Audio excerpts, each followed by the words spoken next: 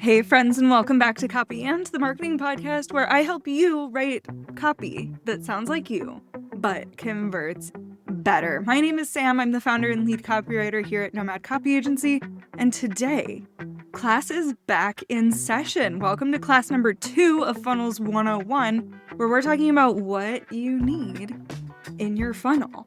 The last episode, I talked about what is a funnel and some of the vocab that goes around funnels. We've got funnels and value ladders and top of funnel, middle funnel, bottom of funnel. What does it all mean? So if you're like, Sam, I thought I knew what a funnel was and I'm not entirely sure, go back to the last episode, check it out. I've got answers for you there.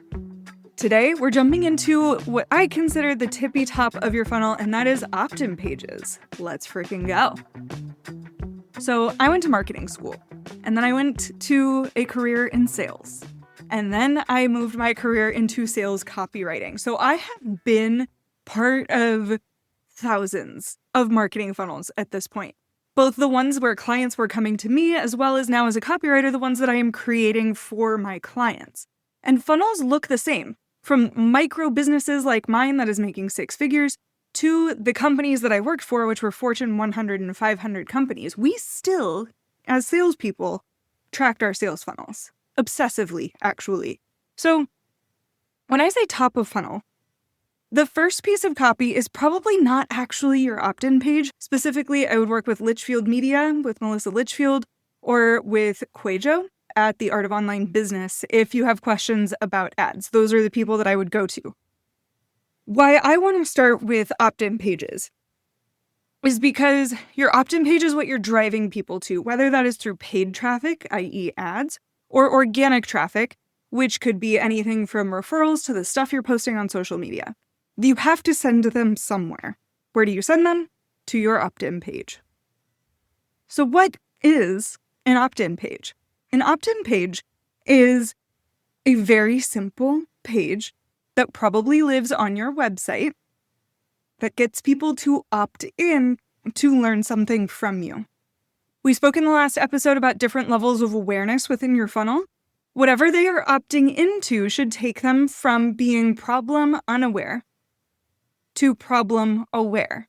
Potentially even start moving them into solution awareness if you are going to teach them something. So we want to take people from existing out in the market to making them interested in what you have to offer.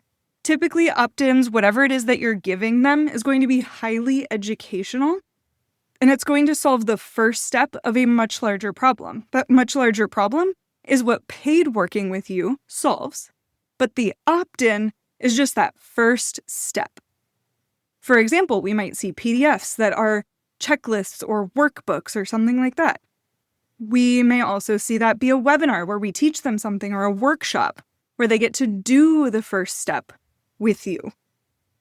It may also be an opt-in to a challenge. I see challenges kind of coming back. I haven't seen as many challenges in the last few years, but a challenge would be take the first few steps and I will hold your hand and I will guide you. So an opt-in typically educates people, but we need them to opt in on the opt-in page. So what goes copy-wise on an opt-in page?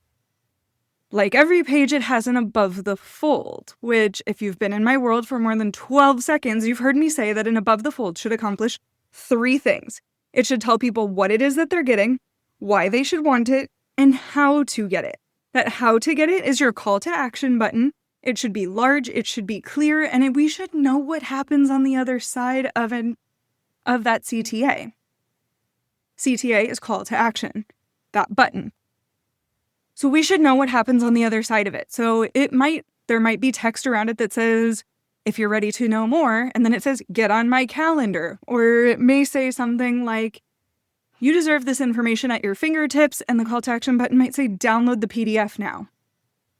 It may say something that's a little bit more transformative. You've heard me talk about Veronica Romney's book, Identity Marketing, and that people want to identify as somebody who has done the solution. It's more identity-based rather than action-based. So we may say something like, become or start doing the thing on that call to action button. Again, I have other episodes on all the different parts of the above the fold, and I will make sure that those are linked in the show notes. Your opt-in page needs to have an above the fold, telling people what it is, why they should want it, and how to get it. Honestly, you could leave your opt-in page there. You do not need to have more than that. Why? Because we've seen people opt in based on a footer on a website. We see people opt in from pop-ups.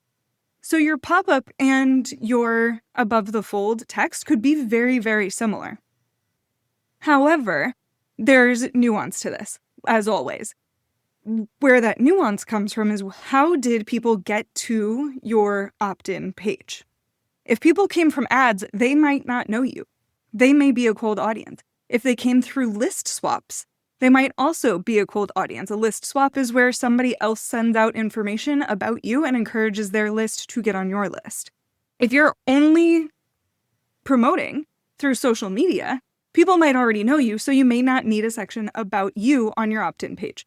So below the fold, what do you need? You may want to add something about who you are. This is Sam and she's a nomad. She's visited this many countries and she's really fun and has great hair. No, this is what is your authority to teach them this thing. People love statistics. A great way to do this would be to say something like, we'll say Chelsea is a launch manager. We'll say after managing over 30 launches in 2025, Chelsea realized one thing was holding people back from having successful launches. Click here to learn what that is and how you can prevent making the same mistake in your launch. That's an about section. We just built her authority and then drove people back to the call to action. Other things you may want to have on an opt-in page are a little bit more details about what they're receiving, especially if this is an educational event, such as a webinar, masterclass, something like that. We may want to build out some information on this opt-in page telling them what they're going to learn, maybe a few key points so that they can be sure that this is for them. However, anything more than a few scrolls is too much for an opt-in page. Why? Because they are opting into something that is free. If you do a bunch of value adding and talk about what the investment could be, if you're adding a bunch of information about what's involved and how much it's valued at, it's going to end up seeming too good to be true. People are going to get lost in that page and they're not going to opt in. You want this to be as frictionless as possible. You simply want to get this person's information so that you earn the right to sell to them in the future, so that you can send them emails and reminders and invite them to the event if that's what you're doing. I have a few examples of this on my website and I'm going to link it in the show notes below. But I have an opt-in copy bot that will write your opt-in page for you. And honestly, it asks like 5 simple questions. As long as you know what it is and why people should want it, it's going to write that opt-in page for you in a matter of minutes. Also on my website, and I'm linking these below, I have 3 templates for different kinds of opt-in pages. So if you have a webinar or a masterclass that you're running, I've got a template for that, one for just a freebie that's a download, typically a PDF. And I have a third one that is for challenges specifically. If you are running a challenge, there's so much nuance here. So I've got a template for you there as well. These will all be in the show notes. This is the top of your funnel. So hopefully you are bringing in hundreds of people from your opt-in. You want to drive as much traffic here as possible and make sure that people are actually opting in when they get on the page. This is a super important page to track your conversion rate on so that you know if people are falling out of your funnel. I want you to get eyeballs on this, and I want you to get conversions from this page. So definitely grab the opt-in copy bot. It's in the show notes below.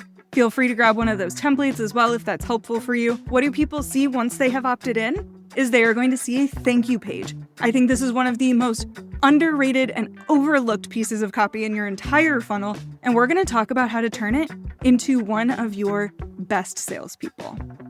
See you next week when we talk about thank you pages.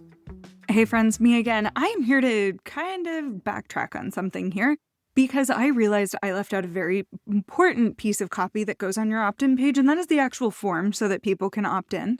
So when we talked about the above the fold, you should still tell them what it is, why they should want it, and how to get it, that call to action button. However, right above the call to action button, you should have the form that has at minimum first name and email address.